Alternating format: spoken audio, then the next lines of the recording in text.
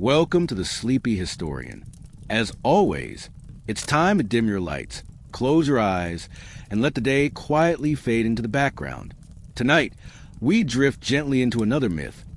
not with noise or glory, but with silence, stillness, and forgotten truths. Our story flows like the river Lethe itself, where memory fades and the weight of the world quietly lifts. So breathe slowly and let yourself drift as we begin. It was always twilight on the high slopes of Mount Olympus, where the softest winds brushed the marble colonnades, and the clouds clung to the base of pillars that reached endlessly upward, and though no sun ever fully rose or set in that strange divine realm, there was always just enough golden light to shimmer on the surfaces of bronze goblets and delicate glass bowls that never chipped, cracked, or emptied, no matter how often the gods dipped their fingers in for a taste of what they already knew and had known since the beginning of all their time. They gathered, not with excitement, but with a slow inevitability, drifting toward their thrones like leaves circling a still pool, each footstep making no sound on the polished stone floor, because there was nothing new to disturb in this place where nothing had changed in 10,000 years, or perhaps more, and even time itself had grown lazy in trying to count such days, letting them fold gently over one another like soft linen sheets, freshly dried by winds that never carried dust. The long banquet table, with its carved figures of ancient victories and long-forgotten rebellions, had stood unmoved for as long as anyone remembered, and upon it sat bowls of ambrosia that steamed lightly with the scent of fig and pomegranate, and jugs of nectar that never ran dry, poured now and again into goblets that had known the lips of every god and goddess, though none of them truly drank with any thirst. Hera sat where she always sat, her fingers resting on the arm of her golden chair, not tapping, not drumming, just resting, as if even the thought of movement might unsettle the perfect balance of eternity. And beside her, Zeus lounged in his robes that shimmered with stars no mortal had ever seen, holding the same cup, telling the same joke, receiving the same polite smile from Apollo, who had heard it first 1,000 banquets ago, and had forgotten whether it was ever truly funny, or if it only felt familiar, like the warmth of a fading dream. Athena tilted her head as if pondering some deep strategy, but her eyes were unfocused, not fixed on anything real. For all wars have been won or lost, and no one really played games anymore, not even for sport, because what was left to challenge in a realm where the pieces always returned to their places, and the board remained unchanged? Ares, once furious and loud, now leaned on his elbow, absently dragging a knife's edge across the table's surface, carving nothing, scratching nothing, because the divine wood could not be scarred, and even his weapons had grown dull, not with use, but with disinterest, for even rack and decay when left unused for so many centuries. Beside him sat Demeter, who sometimes closed her eyes and imagined the seasons still changed below them, and that mortals still offered her wheat and olive oil in clay pots placed on sun-baked stone, though no scent of earth reached Olympus anymore, and the wind no longer carried prayers upward, only silence and the memory of language, spoken once with hope and now forgotten. Dionysus,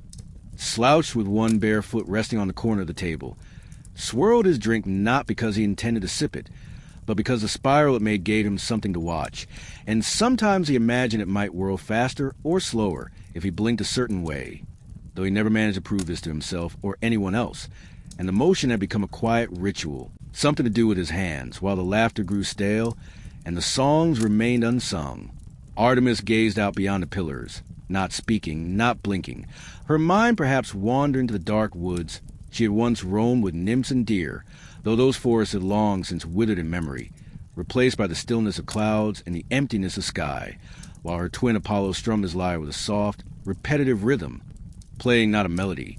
but a pattern of notes that came not from inspiration but habit, and even the muses, when they appeared now and again, spoke in murmurs rather than verses,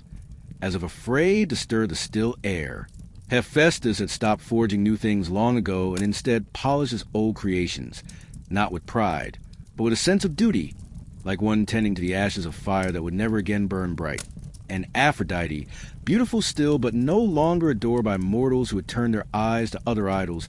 traced circles on the table's surface, waiting perhaps for someone to look at her with longing again, though she did not truly expect it. Hermes, once the restless traveler, now lounged without urgency, his winged sandals placed neatly beside his chair, for there were no messages left to deliver and no realms left to visit, and even his jokes had softened into knowing glances and raised eyebrows that no one really acknowledged anymore. Hestia, the quietest of them all,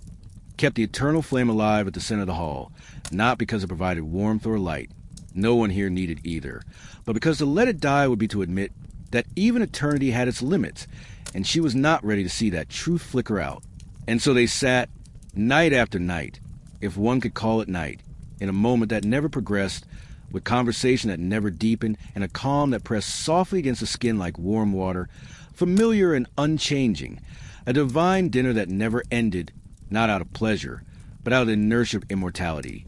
where nothing ever ran out, nothing was ever missing, and nothing ever truly happened. And while they lingered in that weightless moment of sameness, far below, in a quiet corner of the mortal world long since abandoned by epic tales and golden heroes, there was a man whose name no one remembered, a man who had once been a demigod, but now lived like any other forgotten soul, walking from one shadowed olive grove to another, with memories of Olympus clinging to his thoughts like fine dust on weathered sandals. Far from the quiet grandeur of Olympus, where even silence had learned to echo without sound, the world of mortals unfolded not with the thundering steps of heroes or the bright proclamations of prophets, but with the slow rustling of olive leaves swaying beneath a sun that neither burned nor cooled with any urgency, its golden rays slipping to the dust of late afternoon like lazy fingers brushing across the bare shoulders of the earth. And there, in the midst of that quiet sameness, walked a man whose lineage had once sparked songs and inspired stories passed from one village to the next, though now no one remembered his name, nor the god who acclaimed him at a time when divine parentage still stirred the imagination of poets and warriors alike. His clothes were simple, and his sandals worn from decades of drifting between hills and orchards, each step neither hurried nor delayed, as if he'd know it would be in all the time in the world to get there, though his face, carved with soft lines and framed by curling hair touched gently with gray, but with a calm expression of someone who had long since stopped expecting anything new. His house, if it could be called that, lay tucked into the slope of a hill where time grew in disorganized patches beside cracked stone steps, and its single door creaked not from disrepair, but from the rhythm of wind and time conspiring together to remind him of each entrance and each return. He rose each morning not with purpose, but with habit, stretching beneath an open window that framed the same crooked fig tree, which had grown no taller in years. And when he stepped outside, it was not to conquer or to build, but simply to see whether the sky remained where he had left it the night before. Some days he would carry a wooden bowl, carved by his own hands from a tree struck down in a storm so long ago he could barely recall whether it made a sound, and he would collect olives, not for sale, not even for pressing, but simply because it gave shape to the afternoon, the way a gentle curve gives meaning to a river that refuses to rush. Children no longer asked him for stories, for none were left to hear them, and the village, once clustered with idle chatter and footpaths worn thin by gossip and trade, now slumbered under ivy and cracked tiles, its inhabitants having moved on or passed on, leaving behind only shuttered windows and doorways that faced each other like old friends too tired to speak. Yet the demigod remained, not with longing or regret, but with the steady patience of someone who knew that even memory, if left unspoken, fades not into loss but into quiet, and quiet was something he had grown used to, something he wore like a shawl across his shoulders in the cooler months, woven not of wool, but the soft hum of insects in the olive branches and the distant sigh of the sea against forgotten shores. Sometimes, in the heat of midday, he would sit on a flat stone beside the road, though no carts passed and no travelers came, and he would chew on dried figs from a pouch that never emptied too quickly and never stayed full for long, each bite reminding him not of sweetness, but of the slow, shrinking march of time, which in his case felt more like a gentle drift than any sort of march at all. He rarely thought of Olympus, not because he had forgotten it, but because it remained unchanged in his mind, a painting hung in a hallway he seldom walked down anymore, and though he might sometimes catch the scent of something impossibly clean, like nectar or the memory of laughter that did not quite belong to mortals,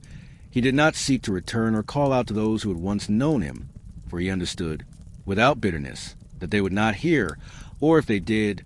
they would only nod, politely in return to their eternal banquet,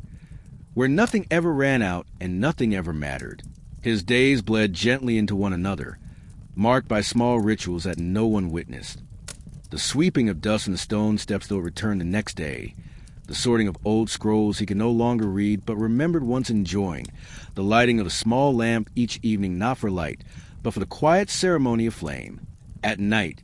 he would sit beneath the stars, not naming them as he once did in a youthful voice full of wonder, but watching the way one watches the sea, vast, distant, predictable, and endlessly beautiful in ways that require no explanation. Occasionally, a traveler might pass, someone chasing a pilgrimage or escaping from something urgent, and they would nod at him, perhaps ask for water, which he always gave without question, and they would never ask his name, and he would never offer it,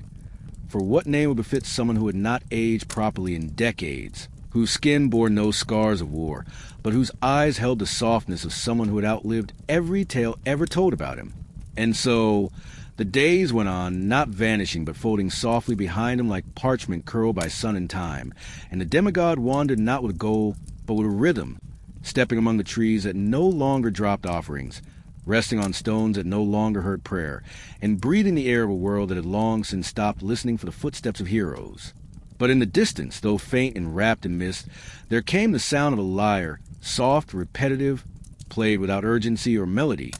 and though it could have been only the wind, he turned his head slightly toward it, his brow barely furrowing,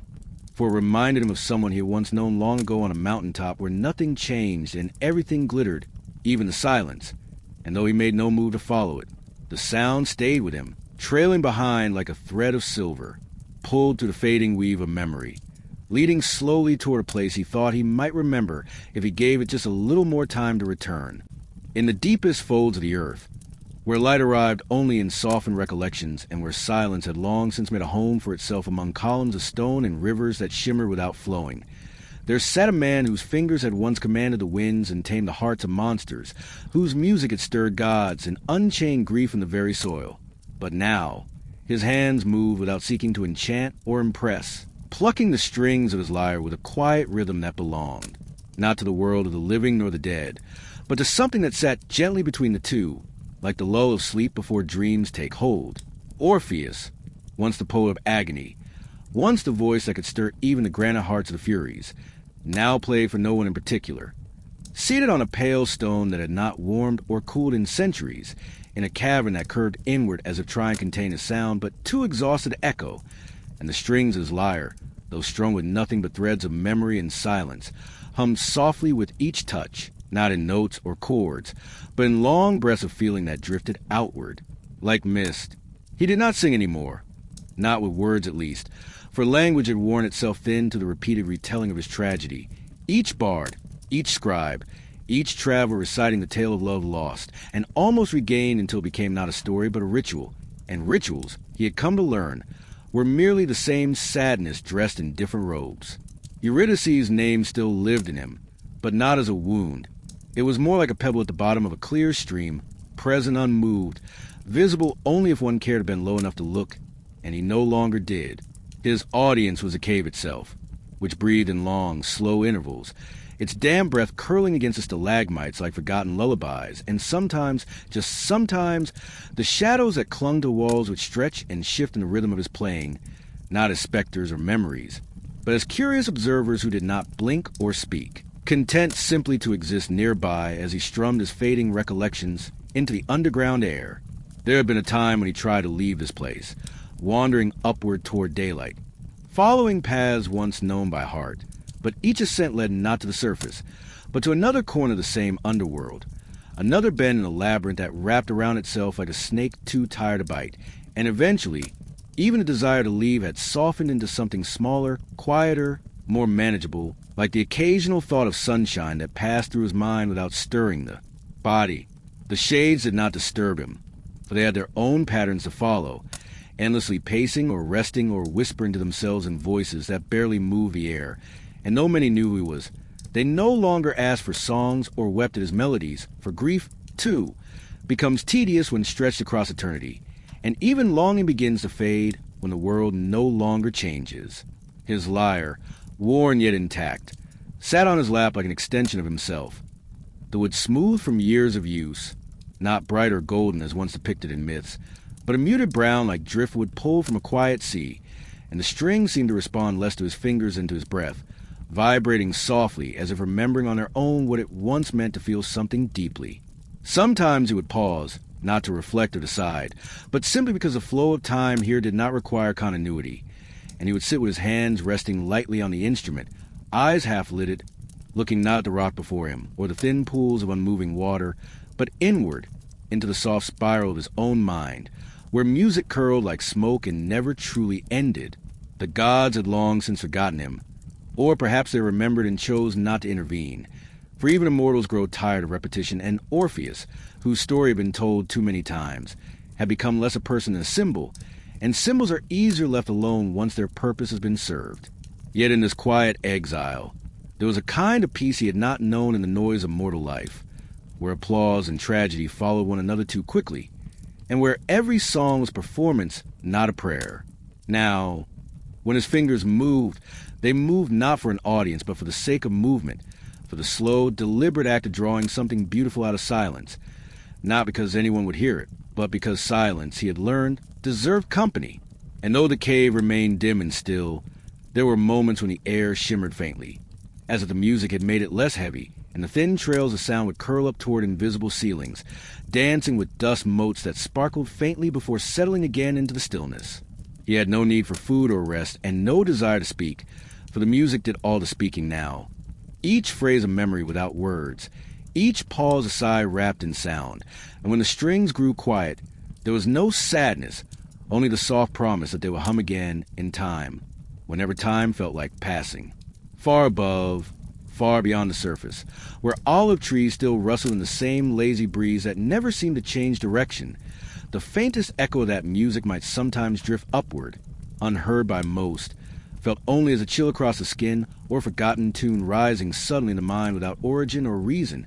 and a forgotten demigod, walking through his grove with his empty bowl, paused now and then as if listening to something distant and low, not loud enough to follow, but gentle, enough to notice, a sound like a memory he had not made but had somehow always known, a thread of melody that tugged at the edges of thought and reminded him that not all silence was empty, and not all music needed to be heard to be real. In a corner of the land where the hills rolled gently like the folds of an old, forgotten garment laid upon the earth, and where the clouds seldom cast dramatic shadows, drifting instead in pale and harmless shapes across a sky that never seemed too blue or too gray,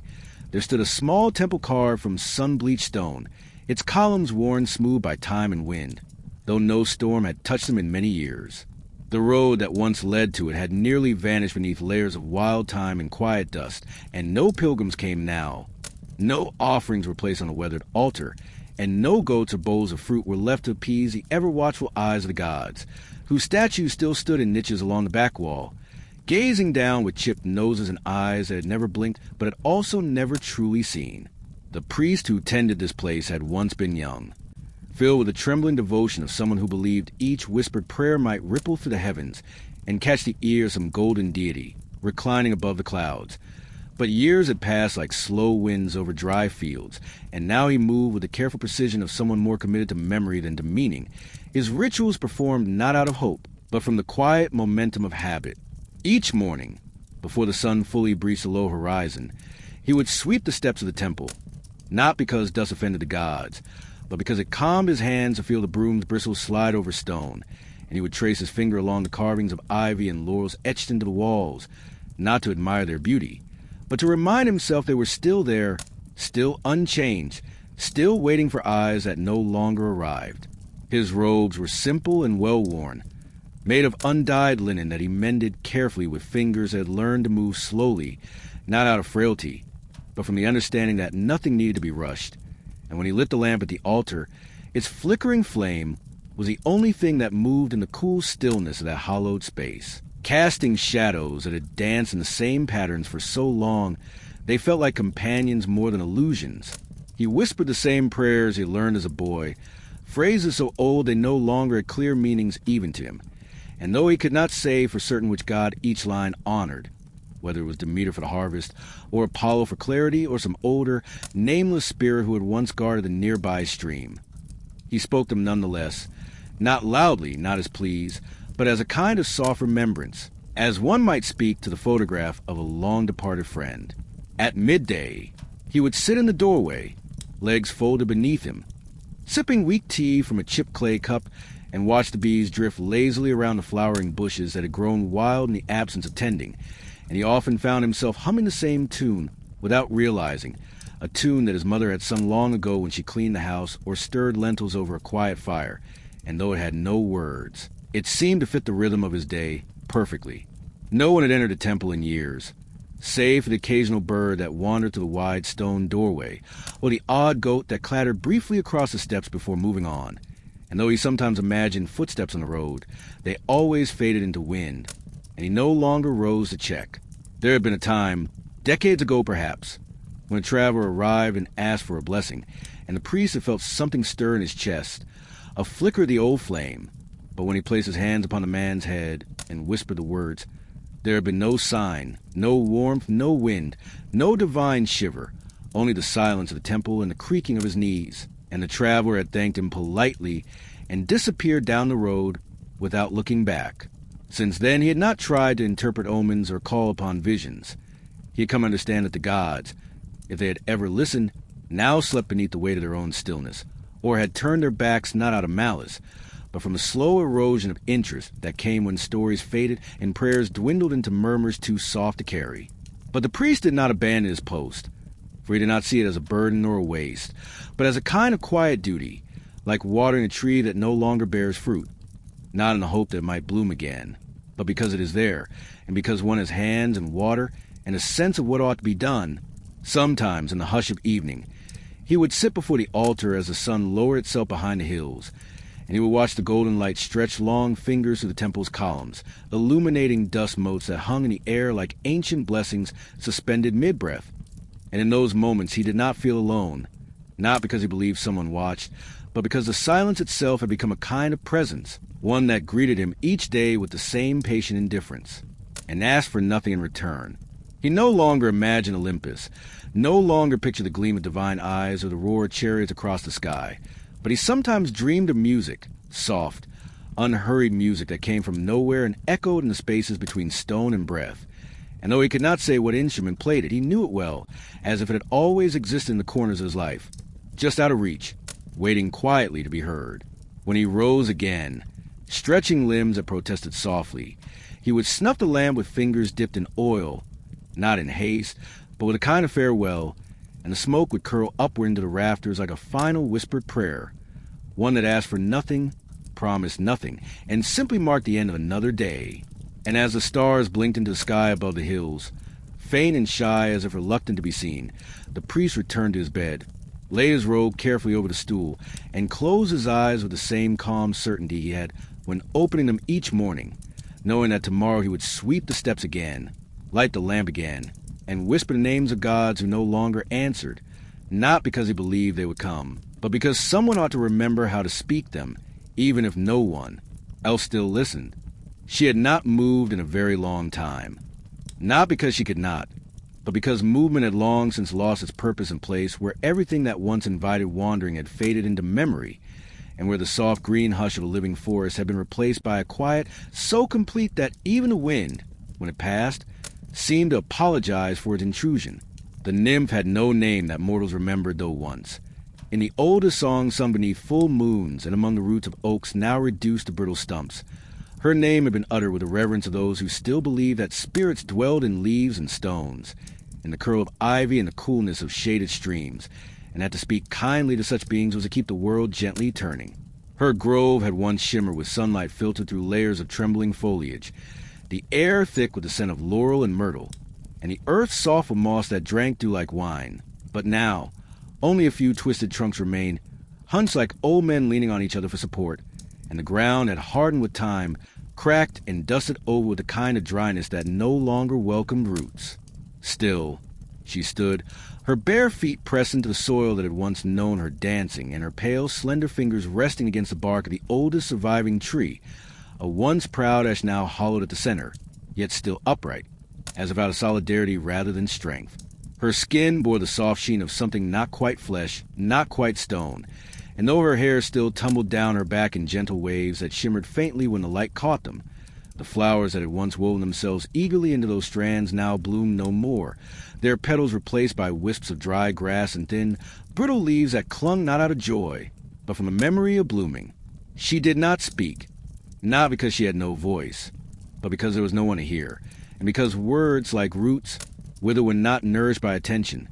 and her last conversation had been centuries ago, a whisper exchange with a shepherd boy who had once played a reed flute near the stream that used to run just beyond the edge of the glade, before the stream dried up and the boy stopped returning, perhaps taken by age or war or simply forgetfulness. Her days unfolded not in hours, but in the long, unmeasured stretch of light and shadow, and she tracked time not by the sun or stars, which were often hidden behind clouds or the slow drift of mist, but by the lives of small creatures that still dared to pass through her realm, a fox that limped softly across the clearing once every few weeks, a pair of crows that circled overhead and occasionally cawed as if asking a question they already knew would not be answered, and a hedgehog that rustled in the underbrush, looking for what little remained edible beneath the surface. She watched them not with hunger or longing, but with the slow curiosity of someone who has seen all things and still finds room for wonder,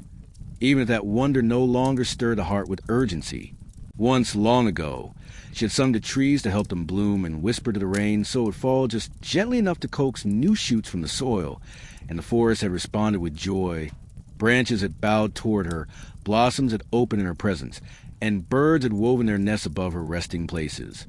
But now, there was only the occasional creak of an old limb in a breeze, or the sigh of dry grass shifting under the weight of time, and the birds, if they came at all, did not sing. Still, she did not leave. She could not,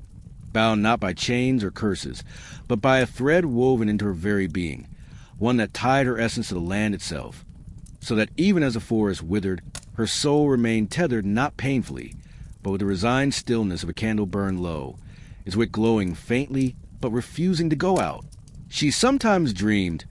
though it was unclear whether spirits like her truly slept, of a time when footsteps would return to the grove, and a young girl or a wandering poet might sit beside her tree and ask questions about the way the world once was, and she would answer not with stories, but with a touch to the earth, a gesture to the sky, and the air would shimmer with the memory of how things used to be. But dreams, like flowers, fade at the edges, and more often now she simply watched clouds, tracing their slow movement across the sliver of sky framed by the last arching branches of her sacred place,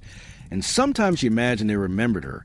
drifting slowly in deliberate, respectful paths, never blocking the sun too long, never racing ahead as if to say, "We know you are still here." Her voice, though unused, still held the soft hum of the forest's old melody, and when the breeze curled gently through the hollow of the ash tree, it sometimes picked up her sigh and carried it across the hills, where it brushed against temples and olive groves and lonely roads, touching ears that would never know from where it came but which would, for a fleeting moment, feel the quiet ache of something lost but not gone. And once, only once in many lifetimes, a soft strand of music had drifted into the grove, so faint it might have been imagined, and she had turned her head slowly toward the sound, her eyes half closing, for it reminded her of something distant and gentle, a song played not to awaken but to soothe, and though the lyre had long ceased to echo, the memory of its tune settled around her like the petals of invisible flowers falling in silence, wrapping her in the comfort of knowing that somewhere, someone still played, not for glory, not for love, but simply because it was the only thing left that still moved. And far below the bright gleam of Olympus, in the shadowed belly of the mountain where light barely seeped through the cracks in the stone, the forge of Hephaestus groaned and hissed in a steady, unchanging rhythm, its eternal fires burning not with fury or divine glory, but with a dull monotony of repetition, for the god of blacksmiths and craftsmanship, though born with divine spark and gifted with unmatched skill, lived in a world ruled not by bursts of inspiration, but by the constant dragging of time, the never-ending echo of hammers striking metal, and the ceaseless turning of the bellows that kept the coals just hot enough to soften the enchanted bronze they no longer cared much for, his hands moving not with excitement or pride, but with the weary patience of someone who had forged the same breastplate 100 times and who had reshaped the same gilded chariot wheels over and over again, not because they had broken or because anyone would ride them, but because there was nothing else left to do in the slow passing of immortality, And even the Cyclopes who once marveled at the divine orders and the gods' clever designs had grown lethargic, their massive hands fumbling with the same chisels and gears that had not changed in design for eons, the same mechanical birds whose wings never really learned to fly, the same spears and shields that would hang on dusty racks in the hall of Ares, untouched, unwielded, unbloodied, for war like everything else had grown, sleepy and still, and the god's mind, once sharp and bursting with invention, had become like the anvils he worked upon, solid, unmoving, dented by time and repetition. So that even as he beat out another set of golden chains, or another mirror for a goddess who no longer visited, his thoughts drifted like ash through the smoke, wondering idly whether it would ever make any difference, whether any creation he formed with such dutiful silence would be used or remembered, or if they, like so many of his wonders, would simply be placed on Olympus shelves where no one looked anymore, the rows of ornate helmets and jeweled swords gathering not praise but dust, not all but forgetfulness. And as he sighed once more and turned the crank of the bellows with the slowness of a god who had nothing to hurry toward, no urgent prophecy to fulfill, no lover to impress, no rival to best, the forge gave off a lazy spark, one of many, lost among thousands, like a single breath in the still, unending air of the divine, and above, in the chambers where ambrosia lay untouched and Apollo strummed out the same notes on his lyre for the 100th year, the gentle clink of hammer to bronze rang out, soft, distant, and altogether unnoticed, yet it echoed on, down the coiling tunnels and into the stone, until even the mountain forgot what was echoing for, and Hephaestus, humming a half-remembered hymn that no one else sang anymore, began the process again, heating, folding, shaping, cooling, polishing, each step precise, familiar, dull, and strangely comforting. For even among the gods, there was no escape from chores, no end to the quiet duty of filling up time with something, anything, even if no one would ever care what came of it. And so the forge flickered gently on. And far away from the thundering temples and the clang of bronze shields and the raucous feast that spilled out into the night with firelight and laughter, there existed a stretch of forest so unremarkable, so terribly unimportant in the grand order of heroic tales and tragic endings, that even the most detailed maps of myth omitted its name, and rightly so, for nothing of consequence had ever happened there, nor was anything ever likely to happen again, and yet it was in this soft, forgotten place that the faded figure of Echo lingered, not out of choice, nor even out of exile, but simply because there was nowhere else to go, and nothing left to pursue, and in the slow decay of her presence, she found a strange, blank sort of peace, like a hollow shell resting on the shore long after the tide has stopped caring whether it comes or goes. And though Echo had once possessed laughter and opinions and hopes not unlike those of other nymphs, perhaps even dreams of love or immortality, or songs of her own making, those memories had become so deeply buried beneath the endless repetitions of other people's words that she could no longer remember the sound of her own thoughts, for Hera's curse, whispered with flick of divine resentment, had not only taken her voice, but had also chipped away at her identity, replacing it slowly, predictably, with the echoes of others, until what remained of her was a pale pattern of mimicry, a delicate mirror held up to the world that could only reflect what was shown to it, and even then, only partially, never fully, never first. It was not the sort of suffering that poets favored, for there were no grand tragedies here, no beautiful deaths or fateful betrayals, only the slow, colorless erosion of self that happened when time passed without event, without drama, without climax, just one long day folded into the next, like pale linen sheets hanging in still air, and Echo, if she could still be called that, wandered through a small patch of forest with a gait that was neither restless nor purposeful, but simply habitual, the way a breeze moves through tall grass without caring which direction it follows, and if a leaf rustled or a branch creaked or a bird chirped some idle note, she would respond, not because she wished to or understood it, but because she must, because the spell still lingered like dust that could not be wiped clean, and so her voice fluttered back in fragments, sometimes joyful, sometimes angry, sometimes tender, but never her own, always the world's, always a step behind, like a child, mimicking the adults she cannot quite understand. In the beginning, after the curse had first fallen upon her, Echo had tried to rebel in small, foolish ways, repeating nonsense words in defiance, murmuring gibberish just to feel her throat hum with something of her choosing. But even these acts of minor rebellion soon faded, lost in the weight of futility, For what good was it to resist a curse that shaped every breath she drew? And so, gradually, quietly, she gave up trying, and over time, her thoughts grew quieter, dimmer, until even the desire to speak her own words flickered and went dark, like the last ember of fire left too long in the wind. And though her body still wandered and her voice still echoed, the soul behind them had begun to dissolve, piece by piece, into surrounding air, like steam from a cup of tea left untouched for hours. Occasionally, a traveler would stumble into her wooded silence, following some mistaken path or curious whim, and for a brief moment, Echo would awaken, not with excitement or hope, but with the mechanical readiness of an instrument waiting to be played.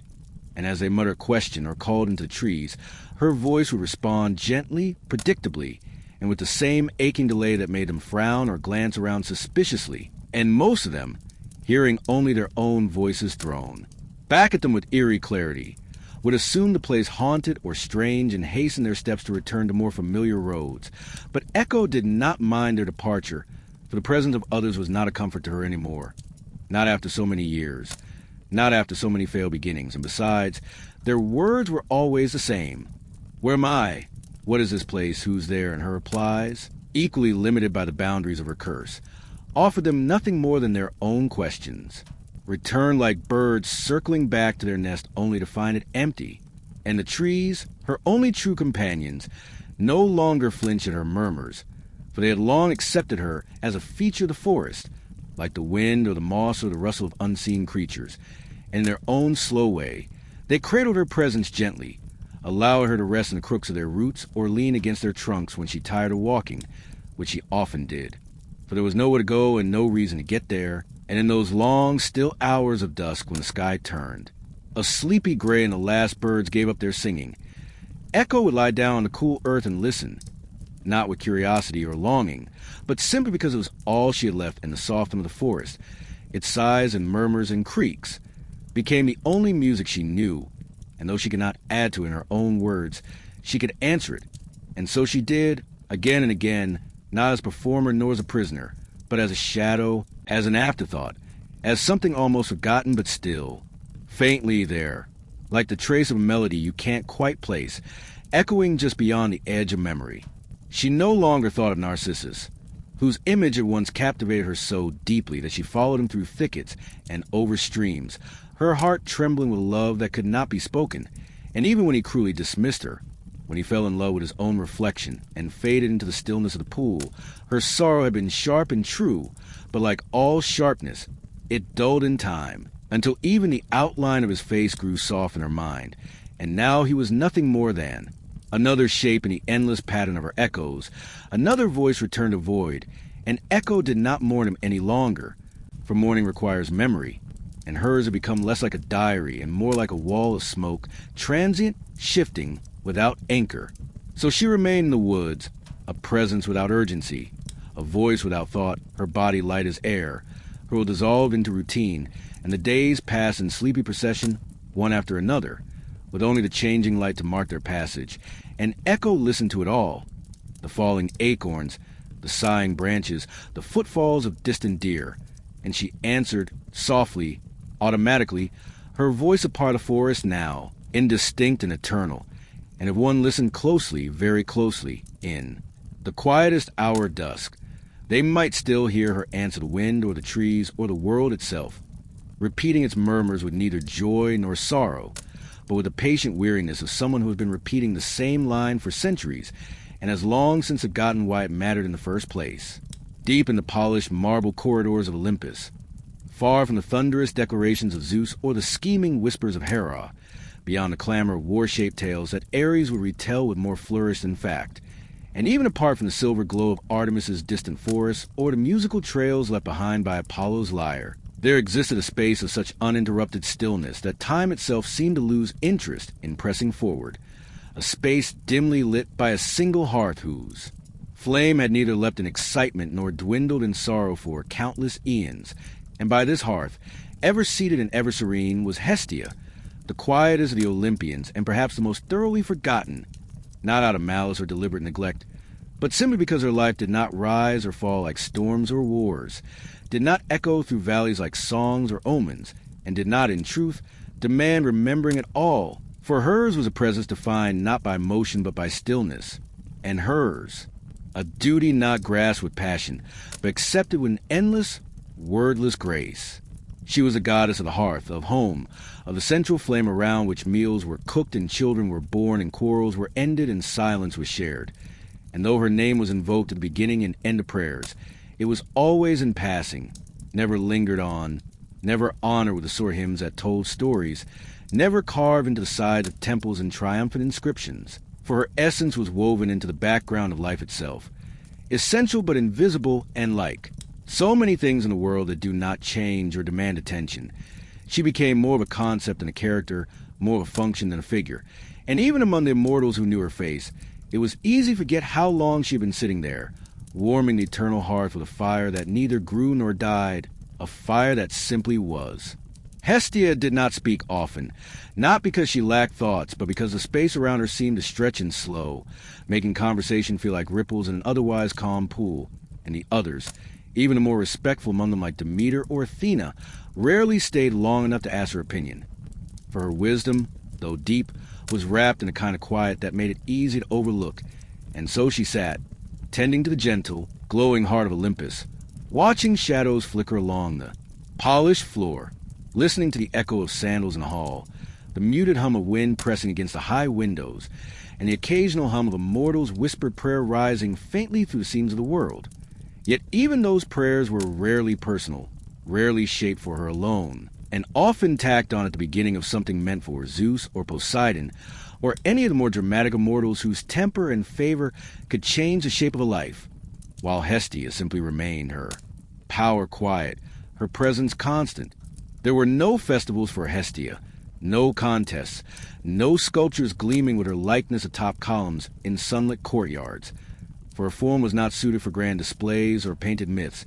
and even when mortals lit fires in her name, it was often with more duty than devotion, more habit than reverence, and still she did not resent it, for resentment required a movement of the soul, a stirring of discontent that she had long since extinguished in herself.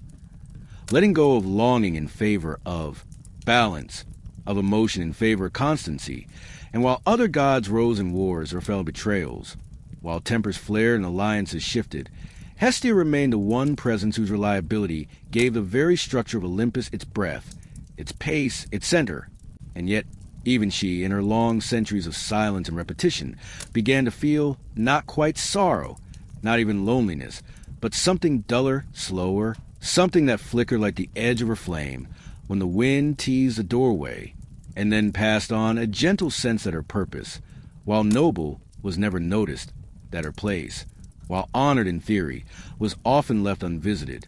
and that though she was as essential as breath to body, no one ever spoke of breath unless it was missing. And so the goddess of the hearth did what she always did. She sat, her hands folded lightly in her lap, her gaze cast gently into the golden heart of flame that never grew, never faltered, never consumed, and she listened not with ears, but with that deep, unmoving awareness that comes only from those who have seen everything and still expect nothing. And though no one would say she suffered, no one would write poems about the ache of her stillness, and no more would cry out to her in desperation the way they might cry to Aphrodite for love or Ares for victory, she nevertheless remained there, a presence surrounded by absence, a stillness set among storms, and perhaps in some far-off, slow-turning corner of her mind, she wondered, in a thought that had no urgency or edge, whether this endless middle of things, would always be hers to hold alone, while the world rushed forward on feet far louder than her own, in a realm beyond mortal comprehension, somewhere in the liminal boundaries between Earth and Tartarus, where shadows were long, winds carried no sound, and the sky was an indistinct smear of gray that never shifted with time. There existed a slope so unyielding, so monotonous, that it felt not like a punishment devised by gods, but rather like a cruel repetition crafted by the universe itself. A cosmic joke with no audience, no laughter, and no end, and it was on this slope, amid the dead air, and the dustless stones, that Sisyphus toiled endlessly, his arms straining against a boulder larger than himself, his shoulders hunched not just from the physical burden, but from the weight of memory, regret, and ever-churning awareness of time that moved only in circles and never forward. Each day, or what passed for a day in this featureless wasteland, He would begin anew, his fingers already aching before they touched the cold stone, his feet placed in worn grooves that his own journey had etched into the hill's lifeless soil. And though he had lost count of the cycles long ago, some hidden, unbroken part of his mind still tracked the number with a bitter clarity, not in spoken numerals, but in the silent cataloging of repetition. The way the boulder shifted slightly to the left. Halfway up, the way the sweat rolled down his back in 3 steady rivulets. The particular moment his breathing would hitch just as the top of the slope neared, and each time, without fail, the boulder would betray him, not with malice, not even with surprise, but with that dull inevitability that stings more than any sharp pain. As it rolled back down, his efforts undone, his struggle reset, and he would descend again in silence, to begin once more. What made the punishment so uniquely cruel was not merely its labor, though that was certainly taxing, nor the futility of it, though that wore at him like sandpaper over the soul. It was the clarity with which he remembered why he was here, the full understanding of the choices he had made, and the arrogance with which he had mocked the gods, believing himself too clever for divine justice, too nimble to be caught in the net of fate. And though his crime had once seemed clever, deceiving Thanatos, escaping death, cheating Hades, and returning to the world of the living, now those memories did not bring him pride, but instead formed the bricks of his torment. Each recollection a reminder that this endless task was not accidental, not random, but tailor-made for a man who had once placed too much faith in his own cleverness. As he pushed the boulder upward again, each muscle fiber screaming its familiar protest, Sisyphus would sometimes allow his mind to wander, not because it helped, not because it soothed, but because it was all he had left, the only part of himself the gods had not chained. And in those drifting thoughts, he would revisit his palace, his wife, the city he had ruled with both cunning and cruelty, and he would rewatch those moments like a play being performed solely for his own bitter enjoyment. The time he tricked a rival king into drinking poison wine. The night he seduced a nobleman's wife just to prove he could. The morning he stood on the temple steps and declared that no god would ever own him. Those memories, once trophies, now felt like shadows of a life that had never belonged to him at all, as though they had been stolen from someone else and stitched into his mind just to deepen the sorrow of his fall. Sometimes, in those rare stretches of stillness between descents, when the boulder had finally reached the top and hovered for that brief and cruel moment before rolling back down again, Sisyphus would stare out across the horizonless world he inhabited, looking not for escape but for change. Any change, however small. A flicker in the sky, a breeze against his skin, a bird in flight, even a flick of dust beneath his feet. But there was never anything. The world remained flat and unyielding, a reflection of his punishment. No variation, no relief, just the same stone, the same slope, the same ache that never truly dulled but never truly peaked. This, he began to realize, was not just a punishment of the body, but a hope itself, a slow erosion of belief, a grinding down of the soul until even despair felt like ambition. And yet, despite it all, Sisyphus could not stop. That, perhaps, was the worst cruelty of all. Not that he had performed this task, but that he still believed he might someday conquer it. For buried deep within his cursed heart was that flicker of stubbornness that had once made him challenge gods and laugh at death, a spark that refused to go out, even when the sky gave no light and the ground offered no softness. It was that flicker that kept his legs moving, that drove his callous hands to push the stone again, that compelled him to straighten his back each time he reached the bottom, not because he believed the boulder would stay, not even because he hoped, but because to stop would be to surrender entirely, to allow the punishment to erase the last trace of who he had been. On some days, he imagined the gods watching him. Perhaps Zeus sat on Olympus, sipping ambrosia and glancing occasionally into the void, a smirk tugging at the corner of his mouth. Perhaps Hermes, who had once led him down into death, checked in now and then, his winged feet dangling over the edge of heaven as he watched Sisyphus toil like a rat in a wheel. But most of the time, Sisyphus suspected they had forgotten him. His punishment, once a showpiece of divine retribution, had become routine even for the gods. No thunderbolts accompanied his failure. No mocking laughter echoed across the plains. There was only silence, the heavy, unmoving silence of a punishment that had long outlived its audience. And in that silence he sometimes spoke, not to the boulder, not to the gods, but to himself, low murmurs, half prayers, half reminiscences, the mutterings of a man who had nothing but thoughts to keep him company. "Once I was king," he would say. "Once I had a name men feared." And then he would laugh, not a hearty laugh, not even bitter, but dry, like wind scraping across stone. Because in this place, names meant nothing. Titles meant nothing. All that mattered was the slope, the boulder, the repetition. Over and over, up and down, breath and sweat, muscle and dust. And still, despite all the logic that told him this would never end, despite all the memory that reminded him what he had lost, despite the gods' indifference and the world's silence,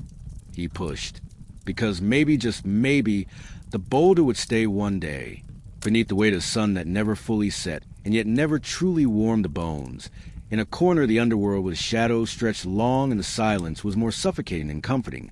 there wandered the tired, stubborn figure of Sisyphus, a man whose punishment had become so ingrained in the texture of his eternity that even the stones he pushed seemed less like burdens and more like old companions, unchanging, dull, and always rolling backward with predictability so. Complete it bordered on affection for every day, or whatever passed for days in that realm of non-light. He would place his hands on the coarse surface of that round boulder, feel its gritty familiarity, and begin the long, slow ascent up the gently sloping hill, which was not steep nor treacherous, nor even particularly remarkable, but stretched on in an unbroken incline that had no trees, no distractions, no variation, just ground, rock, effort, and futility. And though in earlier years, if years meant anything in that suspended place, he had cursed the gods who sentenced him, had wept, raged, plotted, and refused, now his movements were neither resistance nor obedience but simply repetition, not unlike breathing or blinking, motion that happened because nothing else could happen, because time refused to move and yet refused to stop,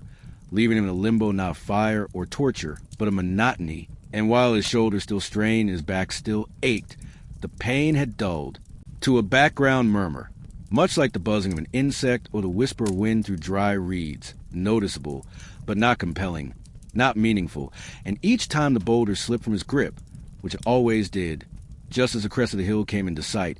it would roll back down in slow, exaggerated revolutions, as if it too were tired of the game, tired of the climb, tired of the endless dance between forward and backward that neither punished nor rewarded, but simply continued. And Sisyphus would turn around, feet dragging slightly in the dustless earth, walk back down without hurry or hope, for the drama had long gone, the protest long faded, replaced by a routine so deeply etched into the marrow of his being that he could no longer remember if there had ever been a time before it,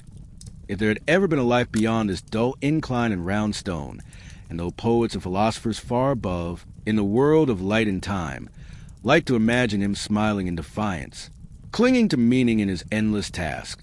the truth was far less glorious. For Sisyphus did not smile, did not hate, did not think in metaphors or symbolism. He simply existed,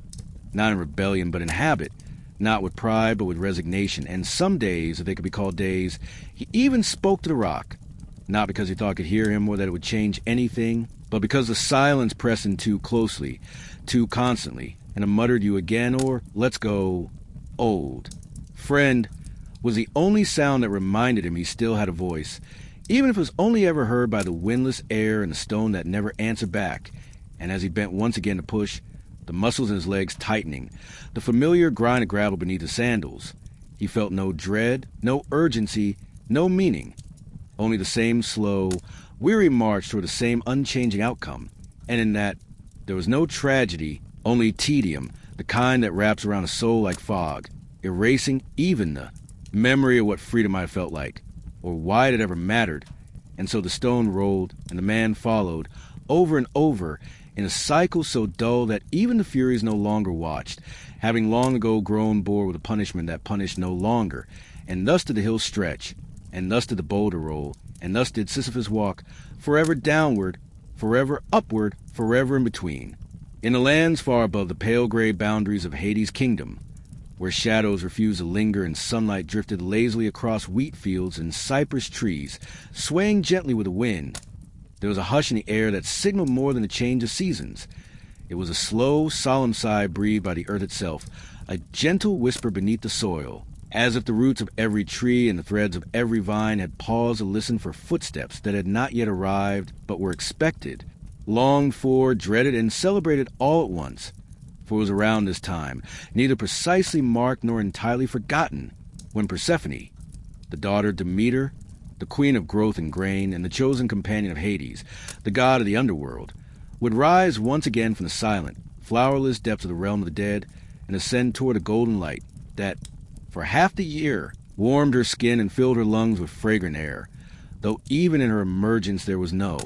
rush, no excitement, for the movement of gods and goddesses was never hurried, and Persephone especially, burdened with a strange melancholy of dual existence, took her steps not in joy or sorrow, but in a kind of thoughtful daze, as though she were waking from a long, layered dream in which each moment of stillness below had pressed itself into her like the soft weight of soil, leaving her not buried but blanketed, not trapped but suspended, in a quiet that was neither death nor peace. And so, as she moved slowly upward, past the dim-lit caverns where the Styx hummed softly against its stony walls, past the groves of asphodel where the spirits of the ordinary dead lingered without urgency or aim,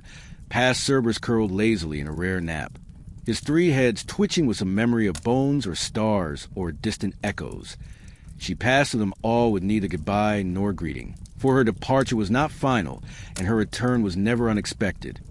merely part of a rhythm so ancient that even the fates themselves had ceased to remark on it. And above, in the world of breath and bloom, Demeter waited, not with the frantic desperation of a mother who feared her child was lost, but with the quiet ache of one who had come to accept that loss is not always permanent. But neither is reunion, and that joy, when it returns, often carries the shape of the sorrow that preceded it. And so the fields had begun to stir, just faintly at first, like the trembling of harp strings touched by a breeze, until the crocuses pushed gently through the thawing soil, and the air, heavy with the last sighs of winter, began to smell faintly of renewal, of damp earth and unseen seeds stretching their limbs in the dark. And though humans celebrated the coming of spring with festivals and fires, garlands and dances, their joy was childlike, blind to the deeper, slower sadness that moved beneath the season, the understanding that Persephone's return was not a victory, but a compromise, not an escape, but a visitation, and that every petal that bloomed beneath her step would, in time, fall again, because time, like love and loss, always cycles, never concludes, and as the first days of warmth spread across the hills and valleys, Demeter's smile returned, though it was not the full, blazing grin of summers long past, but a softened, tempered expression, as if she were afraid to feel too deeply, to hope too loudly, lest she remind herself that Persephone's days above were numbered, that the clock had already begun ticking the moment her foot touched the upper soil, and no power, divine or mortal, could stop the pull that would draw her back underground once the harvest waned. Persephone herself, graceful and slow, stepped into the light like one adjusting to memory rather than marvel, for the world of the living was no longer wholly hers, and though the scent of almond blossoms and the hum of bees awakened some flicker of recognition, it was always with a trace of distance, as if she walked not through the present but through a memory of it, and the colors, vivid and wide-eyed to mortal perception, seemed to her muted, softer than she remembered, or perhaps she herself had become softer, her eyes accustomed to dimness, her ears attuned to silence, her heart slowed by the lull of her time below. And though Demeter welcomed her with arms wide and tears unshed, Persephone's embrace was gentle, lingering,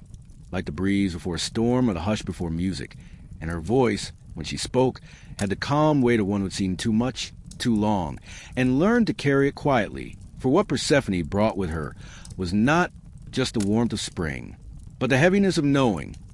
what lies beneath the soil, beneath the skin of the world, beneath the cheerfulness of mortals who plant and reap without pondering what sleeps beneath their feet. And that knowing never left her, not even when she wove flowers into her hair, or danced barefoot through olive groves, or laughed beneath the stars, for in each burst of joy was a shadow, not sharp or cruel, but present, a gentle tug at the edge of her being, reminding her that joy, like everything else, is borrowed. In the villages at the hills of Greece, where myths were not written but spoken, where old women stirred pots and remembered tales half heard in childhood, and young girls plucked petals from daisies, asking, will he, won't he? Persephone's story was passed not as tragedy, but as rhythm, an explanation for the seasons, yes, but more than that, a model for how to carry contradiction within the heart. For she was at once queen and captive, daughter and sovereign, alive and not joyous and grave, and in her slow return to the world each spring. There was a lesson, not a resurrection, but a balance, of how to exist in a world where pain does not disappear, but becomes part of the landscape, softened by flowers and festivals. Yes, but never forgotten. And so, as the days lengthened and the bees began their steady work, and the shepherds led their flocks through hills dotted with new grass, no one remarked too loudly on Persephone's presence,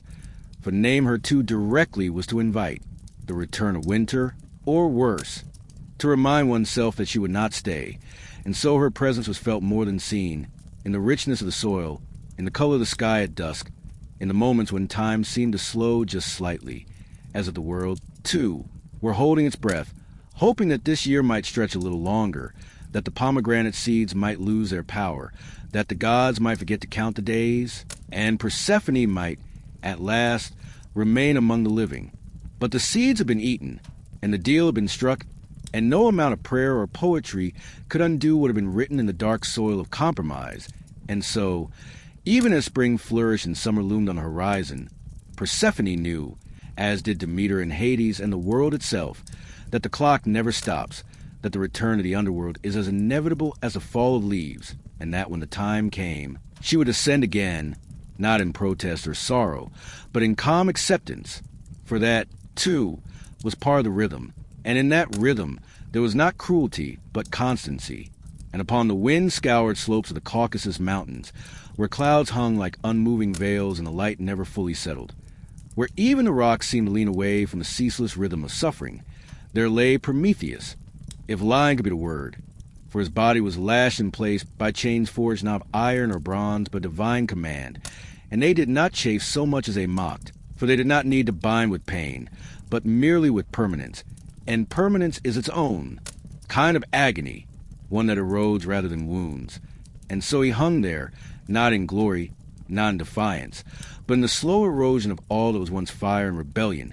the very same fire he had stolen not with anger or ambition, but with a quiet sense of duty and obligation to a species that had no gods to guide them, no warmth in the night, no light in the storm. And so he had brought it to them, not just flame, but thought and language and memory and invention, and because of that, they had started to build and to dream and to write, and to imagine something greater than caves and cold. And the gods, who claimed to be wise and eternal, had found such generosity insufferable, for it unbalanced their order, threatened their aloofness, made immortals a little too bold. And so Zeus, who ruled more by thunder than wisdom, chose not to simply end Prometheus's tale with a thunderbolt or a vanishing, but to stretch it, to thread his punishment across endless dawns and dusks, each, one marked by the arrival of a great eagle whose wings beat like forgotten drums in the dry air, whose talons did not strike with haste but with rhythm, whose beak tore into the same soft flesh day after day to extract the same liver which never ceased regenerating,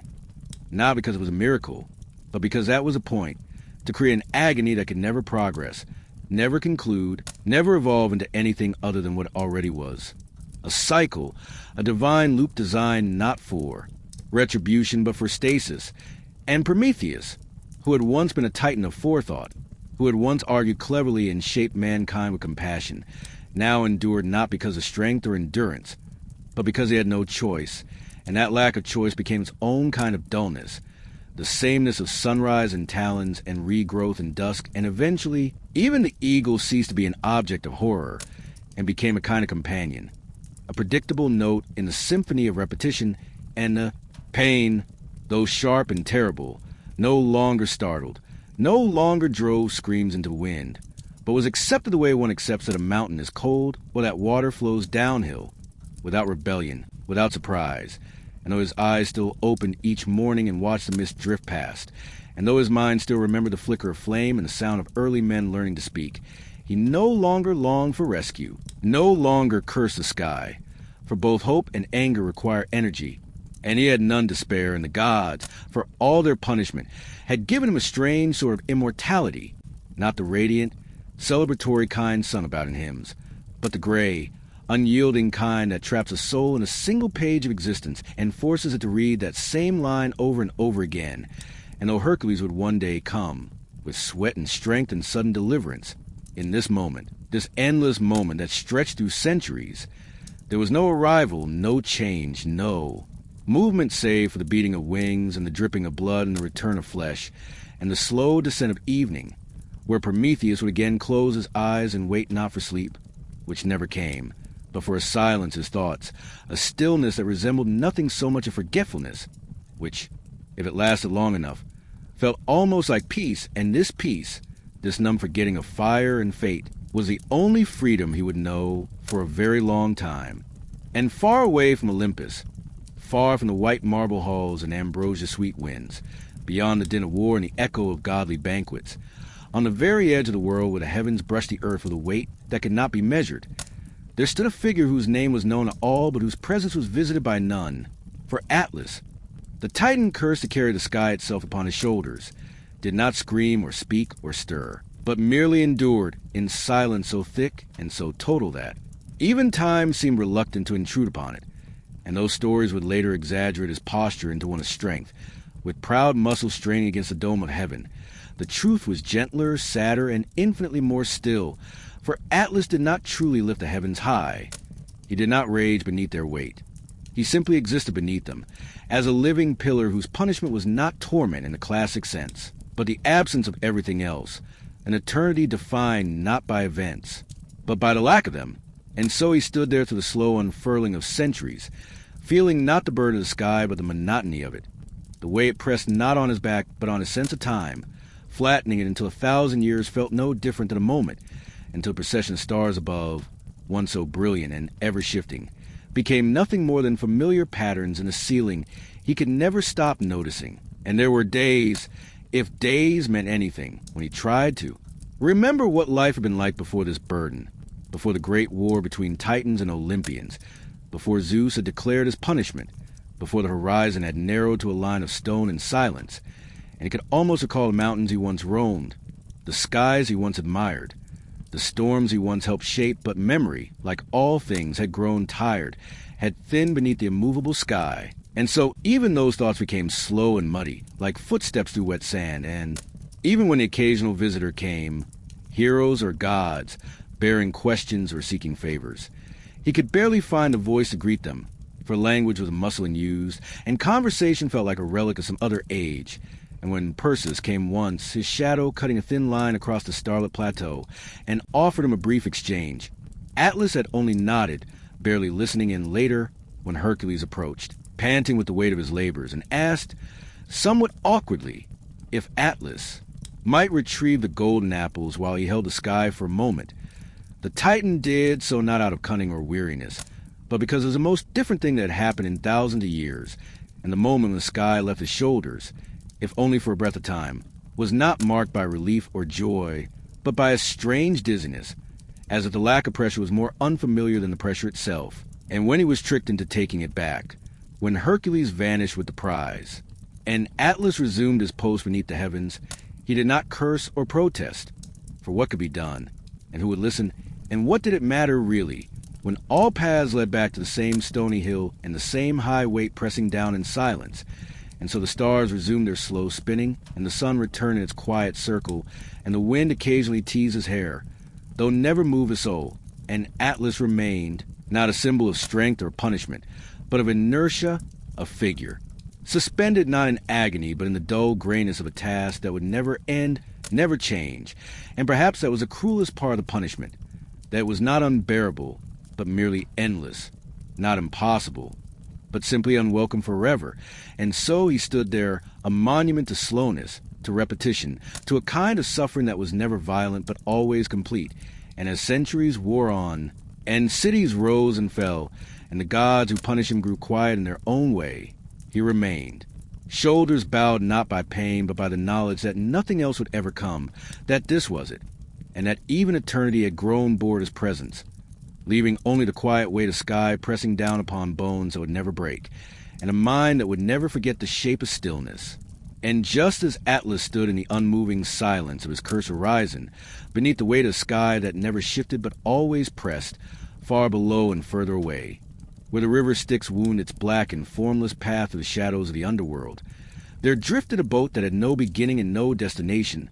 pushed forward by neither wind nor current, but rather by the sheer inevitability of its journey. And aboard that narrow skiff stood Sharon, the ferryman of the dead, whose task was neither grand nor tragic, but simply eternal, the rowing back and forth across waters that were not truly wet,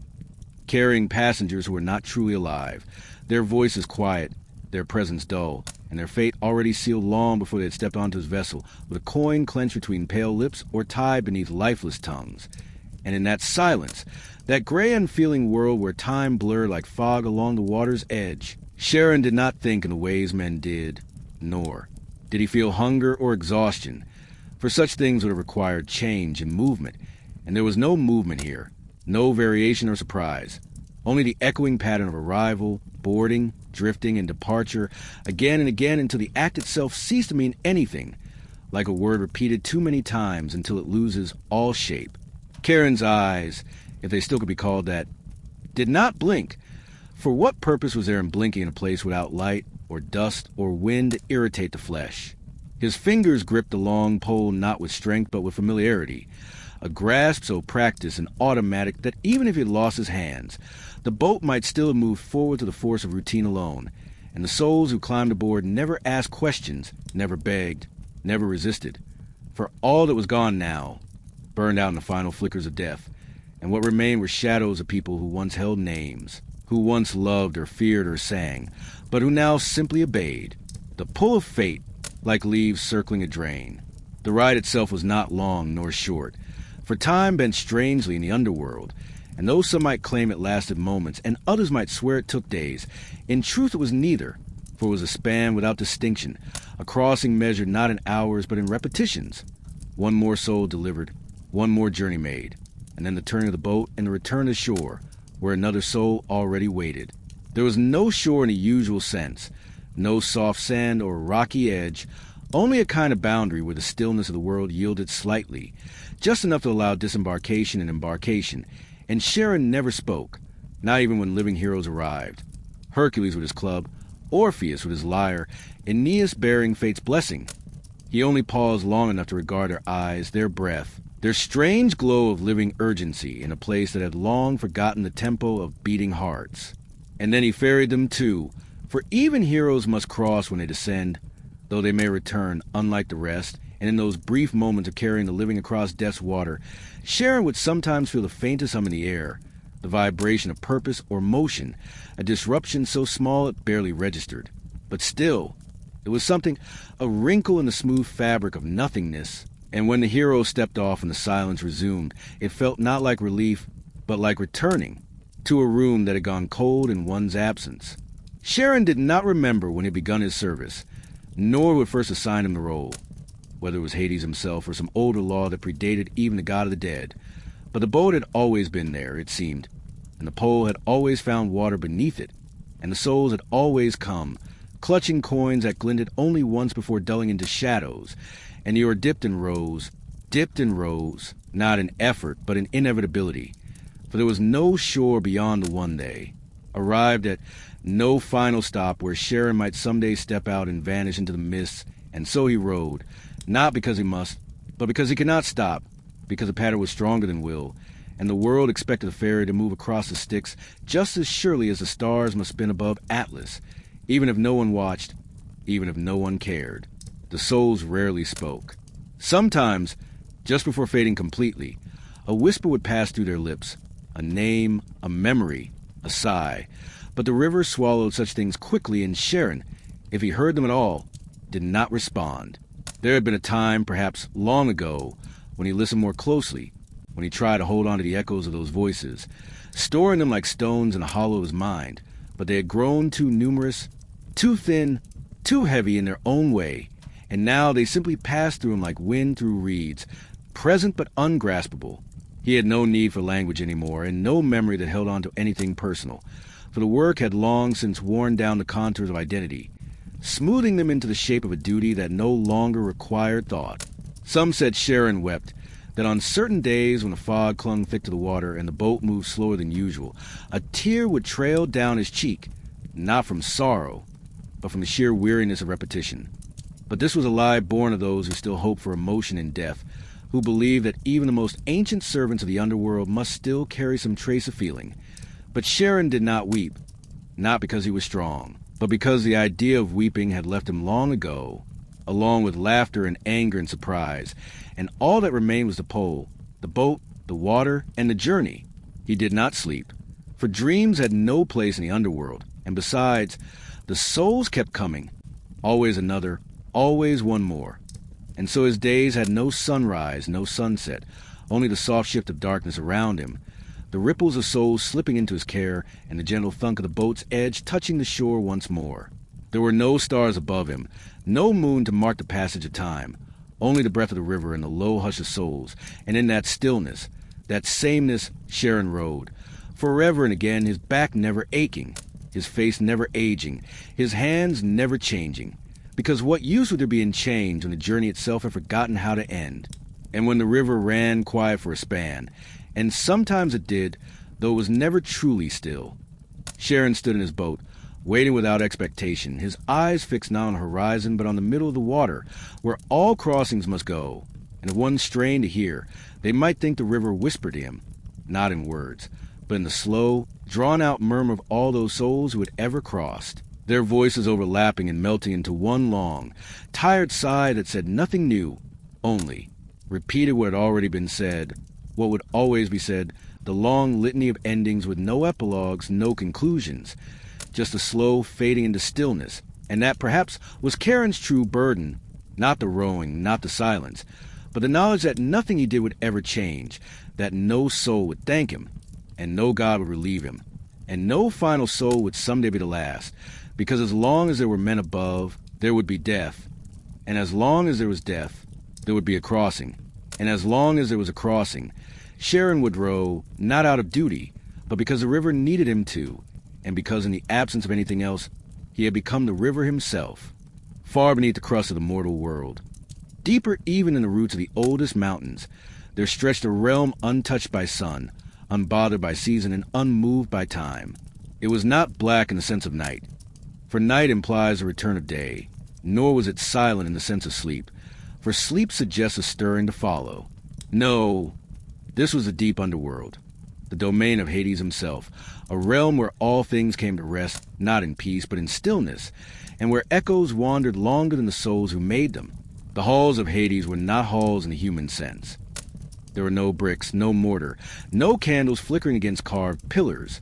but rather long, irregular corridors of shadow and stone, worn smooth by the endless passage of footsteps that never truly touched the ground, winding like thoughts to the skull of forgotten god. And in these halls, the air was heavy,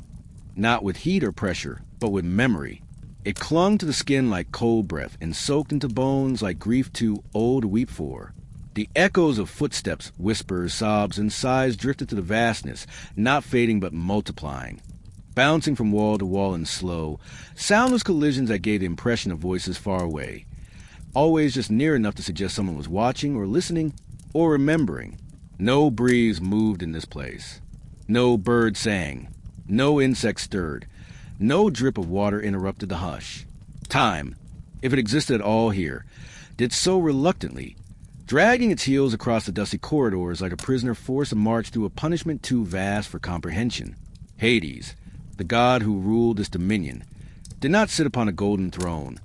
nor did he with the finery of Olympus. He had once, long ago, when he first claimed the underworld as a share after the great division of the cosmos, adorned himself in robes of midnight and crowns of jet, but he had soon found that such things rusted here,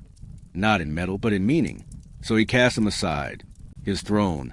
if one insisted on calling it that, was now little more than a seat of cold stone, carved not by craftsmen, but by centuries of his own motionless weight. He sat often, though not always, for the souls needed no judgment. That was the task of others, Minos, Rhadamanthus, Aeacus. Those ancient kings turned judges who now weighed the hearts of the dead as if balancing scales built from the sins and regrets of men. Hades did not speak often. When he did, his voice came like the grinding of distant stones or the slow creak of an unopened door, low, grave, and final. His words were not cruel, but they had the effect of cruelty, for they admitted no reply. He was not unjust, nor unkind, nor even angry, but rather resolved. His realm was not a prison because he willed it to be.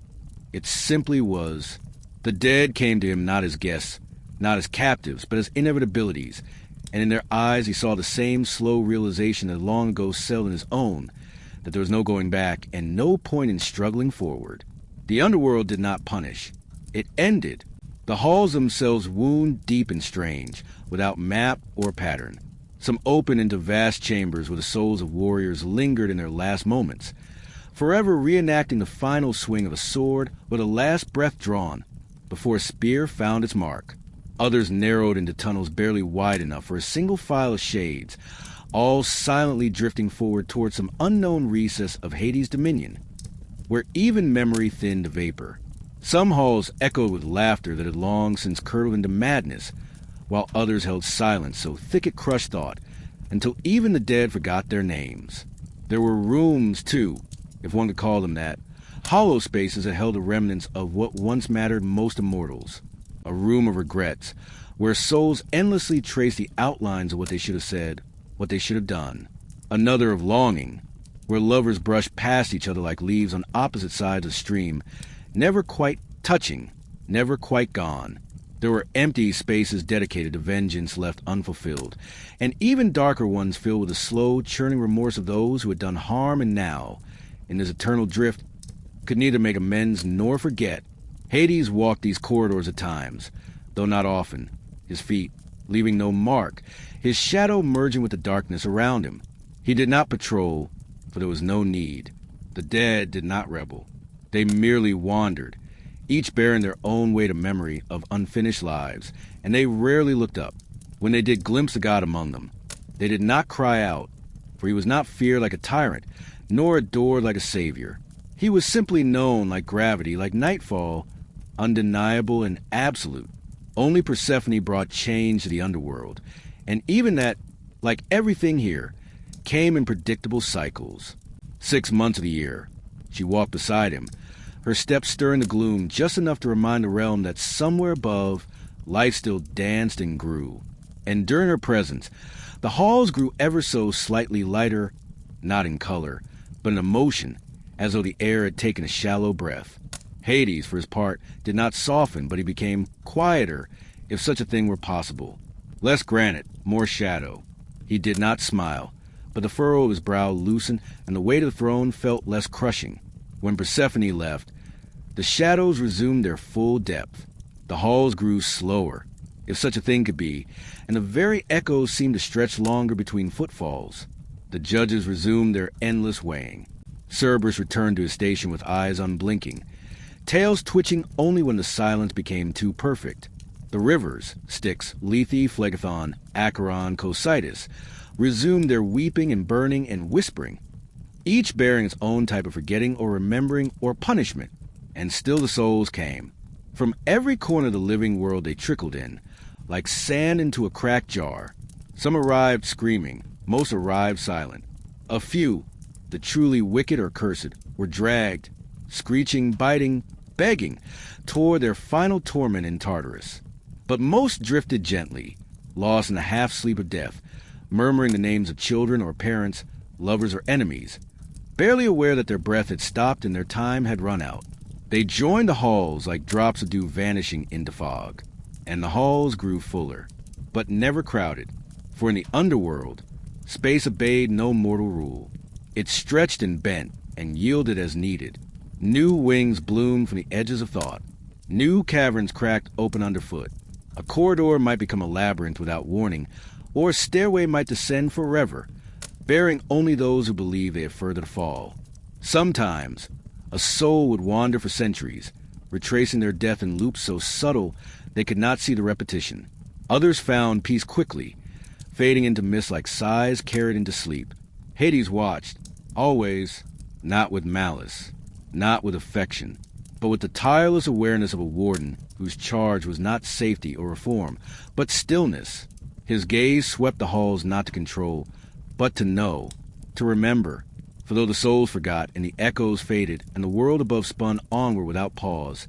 Hades remembered every soul, every footstep, every name once spoken in prayer or curse. He kept them in a silence more sacred than song. And in the deepest chamber of all, far below even the roots of Tartarus, there stood a vault, untouched by soul or spirit, where the gods sometimes went alone. Within, no sound entered, no echo escaped. Here, Hades would sit, not as king, not as judge, but as presence alone. No throne, no staff, just the stillness of endings, the weight of eternity, and the hush of a god who bore no crown yet ruled the most absolute realm in all existence. In those hours, if they could be called hours, the halls above continued their whispers, their slow drifting, their eternal repetitions. Nothing changed, nothing moved, nothing ceased, and the echoes kept echoing, forever. And while the tales of God so often turned to thunder and betrayal, to monstrous bursts and skies cracking open under the weight of divine vengeance, there was one presence whose myth was never marked by spectacle nor celebrated with noisy hymns of conquest, one goddess who remained seated while all others moved, whose power did not call for chaos or grand gestures, but instead resided in the center of things, in the unmoving heart of hearth and home, and that was Hestia, eldest of the Olympians, though never the loudest, and it was she who once received the first offering at every meal, she whose fire welcomed strangers and soothed the weary, and though she lacked the storms of Zeus, the beauty of Aphrodite, or the cunning of Hermes, her role was neither diminished nor forgotten, because hers was a warmth that asked for nothing, the still flame that never flickered too brightly, the steady breath at the center of Greek life where bread was broken, silence was shared, and time moved, not in leaps but in long, slow spirals. And so she sat, not upon a throne in the clouds, not at the edge of battlefields of the peak of Mount Olympus,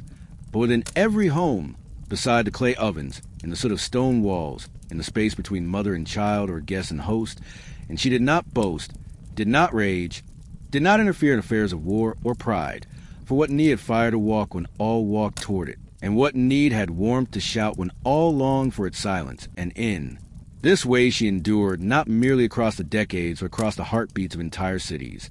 felt in the rhythm of daily life more than seen in marble statues or epic verse, for she did not care for worship in the usual sense, nor temples raised and blood-earned tribute, but in the soft touch of continuity, in the passing of bread from hand to hand, in the quiet sigh at the end of a long day, in the ritual that repeated without weariness, always simple, always the same, and though the other, gods bickered and chased and demanded, their passions flaming like torches in the wind, Hestia remained as a coal that never dimmed, watching gently, always waiting, never weary, as generations passed in and out of her light, as the hands that tended her flame changed but never failed, and she asked for nothing but presence, nothing but the return of attention, slow and undramatic, like a pot simmering over low heat, or the hush of night falling over a room, where a single candle remains lit. And it was in this way, without spectacle, that she survived every upheaval, every fall, every shift in power, for she held no army and claimed no domain, but the simplest one of all,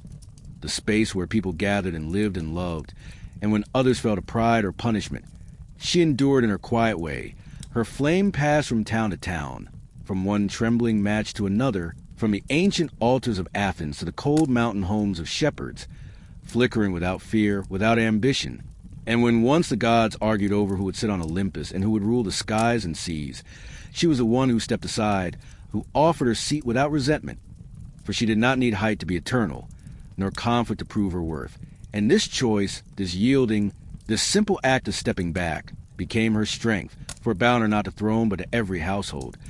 Every modest life lived far from the gaze of myths, and even as the names of other gods faded or twisted with time, she remained the same, unchanged, untroubled, unforgotten, not because of stories told in theaters or inscribed in golden script, but because she was remembered in action, in the repetition of meals and the soft murmur of prayers spoken not in desperation, but in gratitude. And so she sat, the goddess of the center, the stillness in the circle, the pause in a conversation where meaning is felt more than spoken, and it was said that no oath could be sworn without her presence, no home founded without her flame, no community formed without her blessing. And if her myth seems boring to some, if her name does not conjure visions of chaos or glory, it is only because they do not understand the strength of stillness, the power of presence, and the miracle of repetition.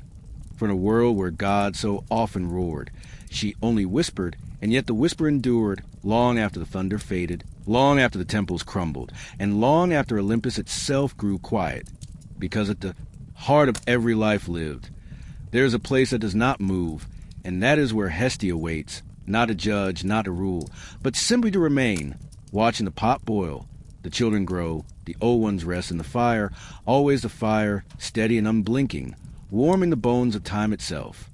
And while Hestia remained ever still in her silent circle, never shifting nor straying from the center of things,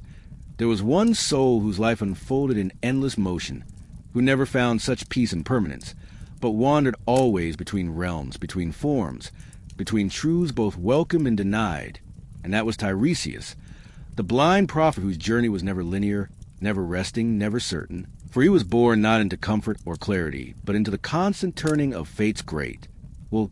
pulled not by choice, but by the mysterious hands of gods who played games with time and vision. And if Hestia taught the world to stay, Tiresias taught what it meant to move, even when one could not see the path ahead. For his story began not with fire or thunder, but with silence broken by strange sights and stranger consequences, as he once walked alone to the woods of Mount Silene, his step light and his gaze wide. And there, beneath branches tangled like forgotten thoughts, he stumbled upon two serpents entwined in coiling embrace, and struck them apart with the end of his staff. Not out of cruelty, not even out of fear, but because he did not understand what he witnessed, and perhaps it was a punishment for that interruption, or perhaps the blessing, that in that moment he was transformed, not simply in spirit or mind, but in body, as his limbs grew softer, his voice higher, his step reshaped by a change he had never imagined. And Tiresias, the man, was no longer a man, but a woman, and not for a brief breath or a moment's lesson, but for 7 long years, during which he came to understand the world through different eyes, not seeing more or less, but differently, sensing the quiet shifts in meaning and power that came with this new form. And he lived not with bitterness, but with a certain resignation, as if he knew already that his fate would never be simple, that clarity would never come easily. And yet, when the 7th year came, and again he walked the path where the serpents once had writhed, he saw again their tangled dance, and, striking them once more, was returned to his former self. Not quite the same, never the same, for how could anyone return from such a journey unchanged? And it was perhaps this dual vision, this crossing of boundaries, that made him so valuable to the gods, for in him they saw not certainty but balance, not allegiance but understanding. And when once Zeus and Hera quarreled, as they so often did, about the pleasures and burdens of man and woman, each claiming a different truth, it was Tiresias they summoned. For who else had lived both lives and walked both roads? And though he might remain silent, might have spoken a comforting lie, he chose instead the truth that angered Hera and satisfied Zeus. For he said that women felt more, experienced more, and for this honesty he was struck blind. For truth is seldom welcomed by those who rule, but in his blindness he was given sight of another kind, the vision of prophecy, the burden of knowledge, and thus his wandering took on new weight. For he became not merely one who moved, but one who knew, though knowing brought him no joy, only duty, as he was called again and again to answer questions none wished truly to ask. And the years wore on him not as seasons do on trees, but as tides do on stone, carving him slowly, constantly, shaping his voice into something distant and slow, like a wind that has passed over many lands. And yet he never stopped walking, never stopped speaking, his staff tapping against the earth with a rhythm that became as familiar as his name, which echoed in the corridors of myth wherever fate seemed too tangled to untie. For he was there when Thebes was in crisis, when Oedipus, full of pride and wrath, demanded answers that would undo him. And it was Tiresias who spoke, hesitant, sorrowful, knowing that truth once spoken could not be unspoken, knowing too that the young king would curse him. Before he listened, and yet still he told the tale of blood mistaken, of mother as bride, of riddles not solved but suffered, and his words fell not like fire but like frost, slow and quiet, chilling the room until only silence remained. And he was blamed, of course he was, for the messenger is always easy to scorn in the message, and so he left again, always leaving, for there was never a home waiting for Tiresias, never a heart to return to, only paths and questions, and the burden of seeing too much. And though his body aged and his back bent with time, His voice did not waver, nor did his memory, for the gods had taken his sight, but left him everything else, and in his mind lived the patterns of stars and the rhythms of war and the quiet fears that men carry behind their eyes, and he could feel them, even when unspoken, for that is what prophecy is, not magic, not divine whispers, but the ability to see where things lead, the slow march of consequence dressed in myth. And he followed it, always followed it, not for fame, not for thanks, but because it was what he had been made to do. And even when death came close, he did not flee it, but listened to its footsteps with the same patience he gave to all things. And when at last his wandering led him to the edge of the underworld, summoned by Odysseus, who sought wisdom beyond the veil, even then he stood firm, his spirit rising through the mist like a thought half remembered, and he spoke with the same weariness and care, guiding the hero gently, not with commands or with warnings, gentle suggestions shaped by a lifetime of sorrow and knowledge. And then he faded again, not defeated, not exalted, just gone, like smoke after a long burning fire. And those who remembered him did not do so with songs or shrines, but with a kind of quiet reverence. For in a world of shouting gods and clashing heroes, Tiresias remained the one who whispered, who walked, who saw. And with perhaps this endless wandering, this refusal to settle or silence himself, that made his myth not one of glory but of meaning,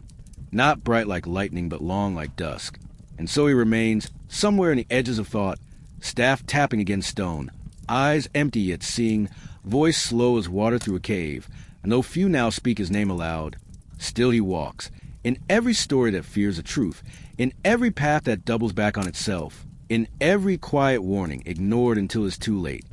And he waits, not in anger, not in hope, but simply in patience, as he always has, blind but not lost, silent but not forgotten, and still he wanders. And if the world of myth was shaped by gods and mortals chasing power, vengeance, or divine approval, there were moments too when its stillness came not from serenity, but from sorrow that echoed long after the last voice had faded. Such was the tale of Narcissus,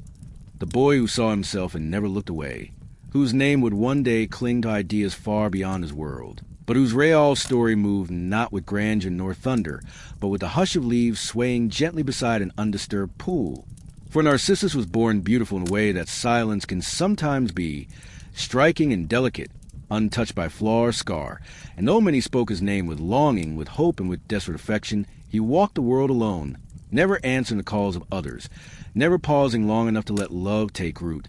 And it wasn't cruelty, not exactly, but a kind of self-contained stillness, as though his soul were a pond already full, unable to reflect anything but its own surface, and so he drifted through meadows and along winding paths, a figure always admired, never reached, and the gods, who see both the seen and the secret,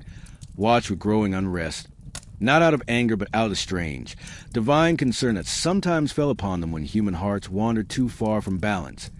And so they watched him, this quiet boy with his distant eyes and unyielding solitude, until the time came when a curse, or perhaps a lesson, wrapped itself around his fate in the gentlest of ways. No thunderbolt, no war, no monstrous transformation,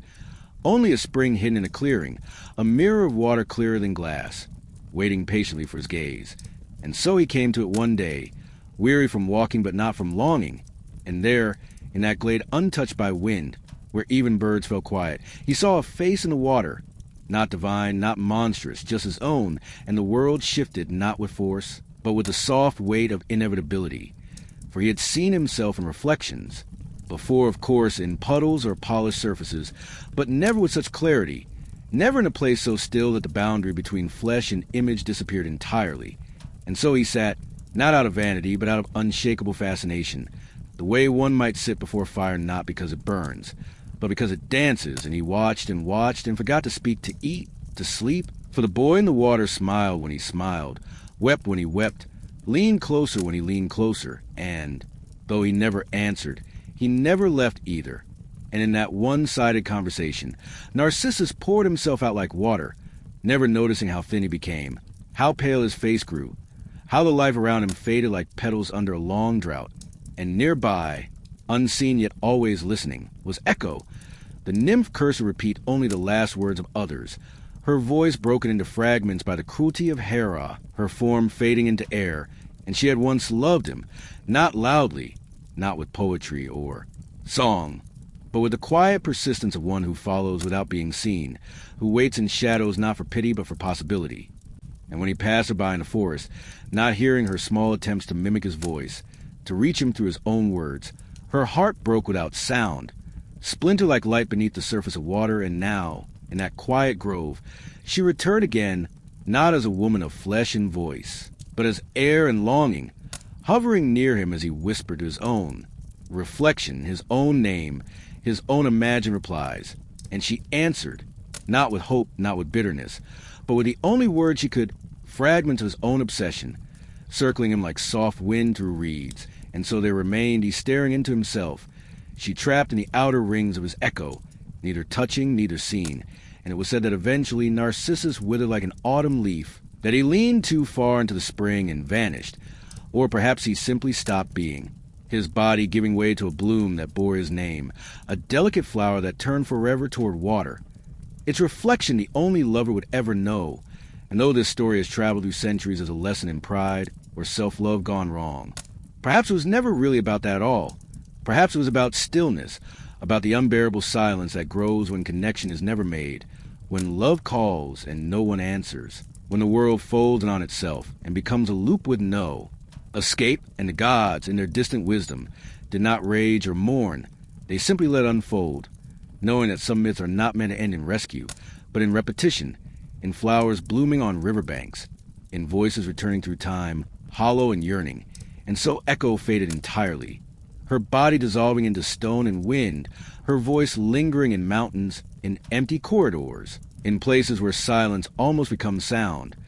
while the spring where Narcissus once sat remained cold and perfect, untouched by rain, visited only by those who pass through the woods and feel, without knowing why, the heavy pull of stillness, of beauty too complete to hold. And in this way, their story never truly ended, for the flower still bends toward water, and the voice still answers back. And as stories continue to echo across the folds of time, not all were forged from acts of glory,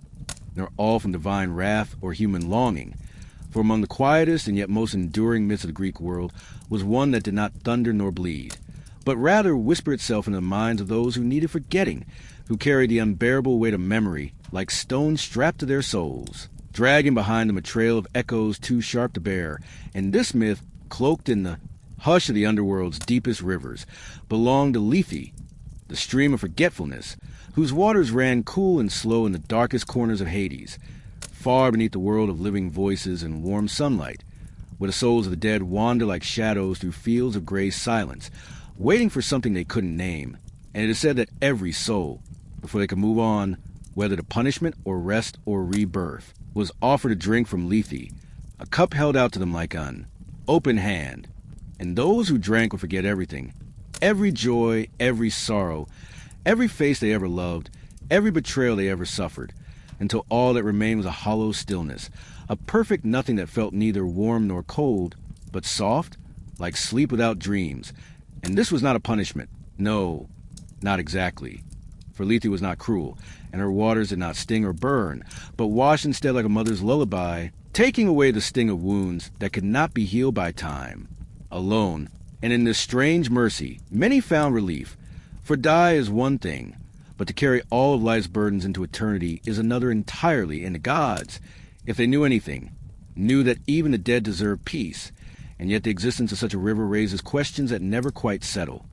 For a memory is what binds a person to themselves. What then are they after Lethe? A soul emptied of all weight? A flame with no wick? A name that can no longer be spoken, because even the speaker has forgotten how it sounded? And so it was told that some, upon reaching Lethe's banks, hesitated, their ghostly feet brushing the mist that rose like sighs from its surface, wondering what might be lost forever if they let go. And in some versions of the tale, there were souls who turned away, choosing to carry the entirety of their memories like a bundle clutched to their chest, walking deeper into Hades with tears that no longer fell from eyes, but simply existed as part of their form, while others knelt eagerly at the stream's edge, lips parted, desperate for the relief of forgetting, of undoing the pain that no longer had a body to wound. And among them were kings and children, murderers and lovers, all equal in their thirst for silence. And it is said that Lethe herself, though a river, was once a goddess too, a daughter of Eris, born not in malice but in quietness, a figure not adorned with gold or crowned with stars, but veiled in gray mists, walking softly along the banks of her own waters, guiding the lost, never speaking, only pointing the place where they might kneel and drink and become weightless. And some poets whisper that she wept as they drank, though none could see her face clearly through the fog that wrapped her like a second skin. For to be the guardian of forgetting is to remember everything, and so Lethe bore the memories that others shed, held them in her own being like layers of ancient silt at the bottom of the stream, and in this way she was more burdened than any soul she served, a paradox carved in silence, and in certain rituals of the mystery cults, where secrets were held like sacred coals and truths could only be spoken in riddles, initiates were warned to remember two rivers, Lethe and Mnemosyne, and to drink from the right one when they crossed into the underworld, for Mnemosyne, the river of memory, was Lethe's twin and opposite, offering not oblivion but remembrance eternal, a path only for the rare few who wish to return to life with all past, knowledge intact. And those who drank from Mnemosyne were not at peace but sharpened like blades, their minds flooded with visions of lives once lived, languages once spoken, and love once held and lost. And this was a weight not all could bear, and so most chose Lethe, not because they were weak, but because forgetting is sometimes the only way forward. And there is a particular kind of quiet heroism in choosing to release all that was ever known. In more contemplative versions of myth,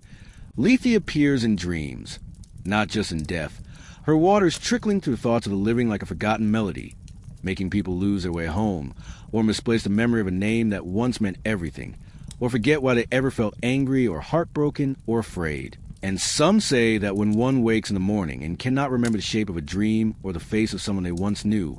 it is because Lethe has passed nearby in the night, not as a punishment, but as a comfort. For not all forgetting is loss, and not all memories deserve preservation. And philosophers debated this for generations, asking whether memory is a blessing or a curse, whether forgetting is surrender or salvation, and poets answered not with logic but with verse, imagining Lethe as a quiet woman whose footsteps never leave marks, who visits not only the dead but the dying, the grieving, the sleepless, touching their brows and offering peace through absence. And there were cults that whispered prayers to her name, not loudly, but in murmurs that resembled wind through leaves, asking her to take away the unbearable parts of love, of grief, of trauma. And in this quiet, she became one of the most beloved goddesses to those who knew sorrow, even though no temples were built for her, and no hymn survived in her honor. For her power lay not in spectacle, but in the erosion of pain, the way water slowly smooths stone, and the way the softest things are often the most enduring. And still,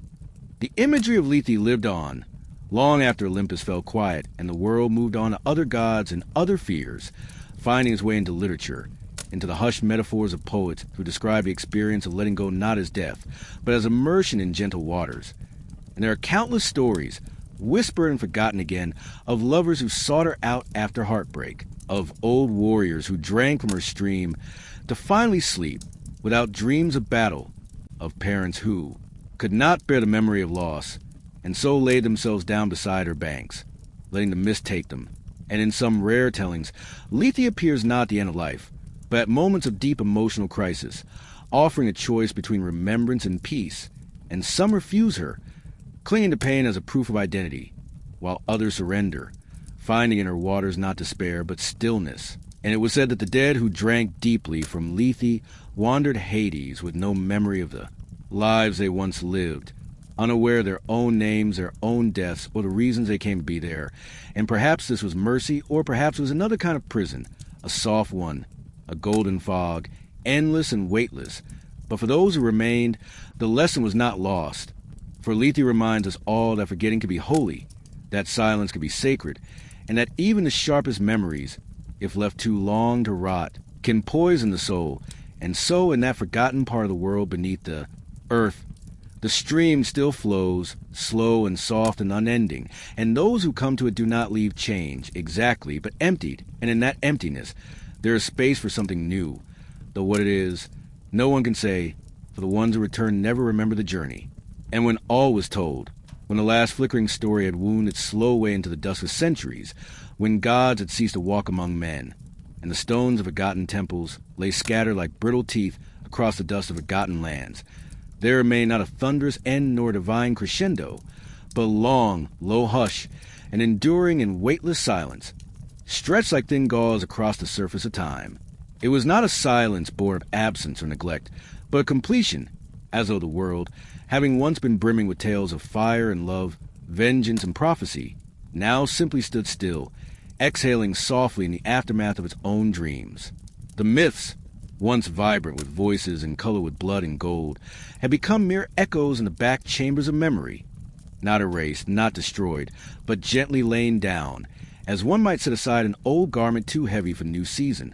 the threadbare cloak of the divine no longer needed by the fragile shoulders of mortal age. The poets had gone quiet. The philosophers, once so eager to decipher the secrets hidden within the tangled folds of Olympus and the riddles of the underworld,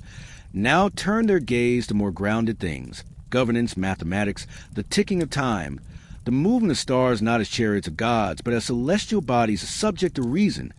charted by lines and angles rather than fate and divine will. The last priestess of Delphi whispered her final words into the smoke of a fading hearth. Her eyes, once wide with the madness of Apollo's breath, closed without ceremony. The oracles, the augurs, the wandering storytellers. One by one they laid their voices down like instruments at the end of a long and mournful song. And though a few still clung to the old stories, repeating them at firesides to children more interested in the flicker of flame than the fate of Orestes or the rage of Hera, even they began to notice that the stories no longer held the same sharpness. The words stumbled from their lips like old incantations, no longer believed but performed out of habit or affection. And perhaps this is what myth always becomes when the world outgrows its need for it. Not discarded, but softened, transformed, absorbed into the sinew of language and memory in a way that makes it impossible to separate from the self, like marrow and bone. Though the statues were toppled and the temples hollowed by weather and war, the stories endured in strange ways, hidden in idioms, in superstition, in dreams. Somewhere in a village forgotten by maps, an old woman still warned her grandchildren not to speak the names of gods at night, and though she could no longer remember why, the words felt thick with the weight of something older than her own bones. In cities where marble columns once reached skyward like the spines of great creatures, now broken and swallowed by ivy, lovers still cursed arrows when passion turned cruel, and sailors still made small offerings to Poseidon before launching their boats, even if only by tossing a stone into the surf with a muttered word they could not translate. These were the final breaths of the myths, not the roaring declarations of immortals, but the tired sighs of humanity, reluctant to forget completely even as they marched toward an age of reason, steel, and sky. And yet, in this long silence, there was no bitterness. The myths had done what they came to do. They had mapped the inner life of a people, explaining the sun's path, the cruelty of war, the sweetness of love, the terror of death, the longing to belong to something greater than flesh and breath. They had shaped nations, guided empires, given meaning to plagues and to plenty. Now, in this hushed twilight, they rested, not dead but dreaming, not lost but waiting, preserved not in stone or scroll but in the quiet corners of the human heart, where stories never truly vanish, only change their names. And in this way, the long silence was not emptiness but fullness, like a library closed of night. The books still there, still whispering among themselves, their spines glowing faintly in the moonlight. Sometimes in the stillest hours of early dawn, that silence could be heard, deep and soft and round, like the sound of the sea from very far away. It was the sound of myths remembering themselves, of Artemis's shadow stretching across the forest, even though no hunter now called her name, of Demeter's grief, still clinging to the cold edges of winter, long after the last temple harvest had withered, of Medusa's eyes closed forever in sleep, dreaming of a world where she had been born without teeth. These were no longer stories for gods or kings. They belonged now to time itself, to the vast and endless hum of history, where nothing is truly lost, and all that was once sacred becomes soil. And some still listened. A scholar, bent over a crumbling fragment of papyrus in a silent chamber, fingers trembling as he traced a faded ink that spoke of Prometheus and his fire. A child, curled in bed, hearing her grandmother tell of Icarus, her eyes wide with the wonder of flight and the warning of hubris. A poet in a distant country, walking through ruins half swallowed by the earth, whispering to himself the names of goddesses as though they were prayers. Ariadne, Persephone, Hecate, soft syllables like spells to keep the darkness at bay. In these small acts, the silence was not broken but enriched, deepened, like a river carrying silk through a canyon. The myths flowed on, not loudly, but steadily, reshaping the landscape even as they were no longer seen. And the gods? The gods. Where had they gone? Were they asleep in their high palaces, now buried beneath centuries of cloud and indifference? Were they dissolved into stardust, their voices scattered among the constellations they once ruled? Or had they simply turned their backs, walking away from a world that had ceased to believe, their golden sandals treading paths we could no longer follow? No one knew, but perhaps they had not gone far. Perhaps they had simply changed form. Zeus might be thunder still, rumbling in a summer storm. Aphrodite, a glance exchanged between strangers across a crowded room. Hermes, the luck of a coin found in a pocket you did not expect. Athena, the sudden clarity before a difficult decision. Dionysus, the laughter that arrives just before tears. Perhaps the gods, too, had grown quiet, but never truly disappeared. They had become the moments between moments, the echoes inside silence. And in this silence, this long and drifting hush that followed the age of gods and heroes, something else began to bloom. Something gentler, perhaps. People began to tell new stories, ones that did not need thunderbolts or underworlds to explain the world, but looked instead at the ordinary and found wonder there. The story of a mother rocking a sick child, a farmer planting seed despite a failed harvest, a stranger sharing bread. These, too, became myths in their own way, not lesser, but different, rooted not in Olympus, but in the beating of a human heart. And maybe that is what the old myth prepared us for, not the worship of gods, but the reverence of life itself. They trained our minds to seek meaning, to find pattern, to believe that suffering can transform, that love can endure, that even death is not the end but a passage. So when the last myth was told, when the final name of forgotten deity passed through the lips of the last true believer, the world did not fall into chaos or despair. It exhaled. It rested. And in that stillness, in that wide and patient silence, it listened for what might come next. For though the gods no longer thunder across the sky, their stories remain like seeds in the soil, waiting for the day someone, somewhere, would kneel and press their ear to ground, and hear the faint and ancient heartbeat of Olympus, still pulsing beneath the dust of time. So now, as the candle gutters low and the last of the shadows stretch across your quiet room, allow the silence to settle around you, not as emptiness, but as the final breath of something ancient and gentle. The myths have been told. The gods are resting. And you, too, may sleep, knowing that somewhere deep in time, the stories are waiting, dreaming of the day they might be told again.